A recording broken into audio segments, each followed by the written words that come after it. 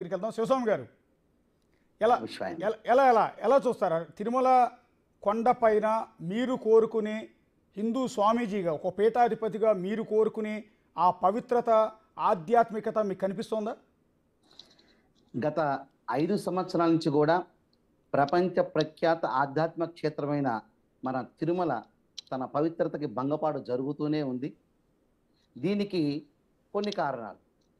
పవిత్ర క్షేత్రముగా, ఆధ్యాత్మిక క్షేత్రంగా ఉన్న తిరుమలని ఆర్థికపరమైన క్షేత్రంగా మార్చడము ఆ పవిత్రతకి మొట్టమొదటిగా భంగం కలగజేయటం.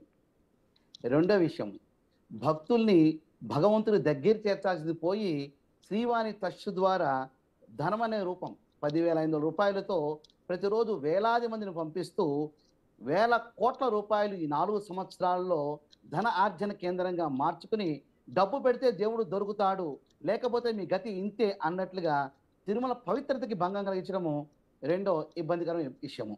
ఇక మూడవది, అసలు మనకు హిందూ ధార్మిక పరిషత్ తిరుమల ద్వారా ఉన్న పరిషత్ ద్వారా మత్స్యగోవిందం అని, భజగోవిందం అని, శుభప్రదం అని, శ్రీనివాస కళ్యాణాలు అని చెప్పేసి అనేక పుస్తకాలు ప్రచురణ చేసి ఇవ్వటం కానివ్వండి, అర్చకత్వంలో శిక్షణ ఇవ్వటం కానివ్వండి, ఇటువంటి అనేక కార్యక్రమాలు జరిగాయి. దానికి ప్రతి సంవత్సరం 100 కోట్లు ఫండ్ ఇచ్చేవారు. కానీ ఈ 5 సంవత్సరాలు 500 కోట్ల ఫండు తగు మాత్రం కార్యక్రమాలు చేశారు. ఆ ధనమంతా ఎటు మళ్లించారో పెద్ద అయోమయం.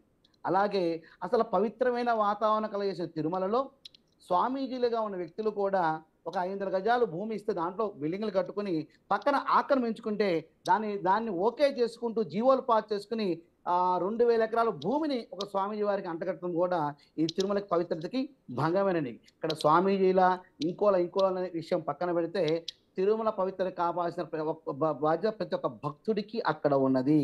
దీనికి మాననీయ చంద్రబాబు నాయుడు గారు ఈ రోజున మన శ్యామలరావు గారిని ఐఏఎస్ అధికారిని ఒక ఈఓగా వేయటం అనేది ఇది ఆహ్వానించక శుభపరిణామం.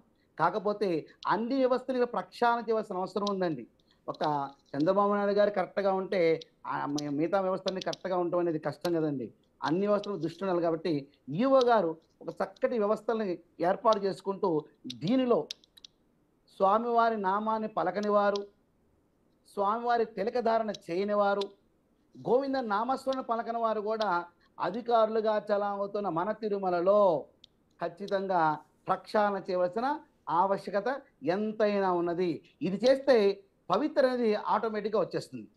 ఇంకా మూడో విషయం ఏంటంటే, మన తిరుమల తిరుపతి దేవస్థానం ద్వారా భారతదేశం అంతా టీటీడీ కళ్యాణ మండపాలు అనేక చోట్ల ఉన్నాయండి. అక్కడ సామాన్యమైన భక్తులు అక్కడికి వెళ్తే ఈ టోకెన్ అని చెప్పి ఇచ్చేవారు.